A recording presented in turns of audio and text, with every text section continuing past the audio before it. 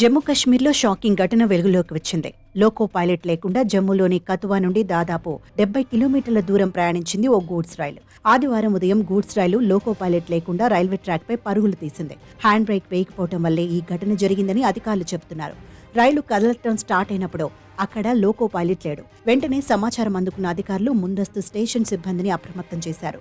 రైలు 70 కిలోమీటర్లు పరిగెత్తిన తర్వాత దసూహా వద్ద నిలిపివేశారు.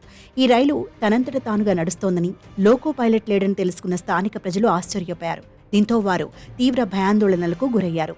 ఉదయం 8:47 క్రషర్లతో నిండిన గూడ్స్ రైలు జమ్మూలోని కతువా స్టేషన్ నుంచి పంజాబ్లోని హోషియాపూర్ వైపు వేగంగా పరిగెత్తడం ప్రారంభించింది.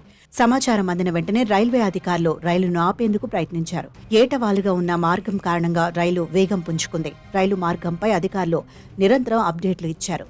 చివరకు కతువా నుంచి 70 కిలోమీటర్ల దూరంలో ఉన్న హోషియాపూర్లోని దాసుహా వద్ద వ్యయ ప్రయాసలు కోర్చి రైలును ఆపారు.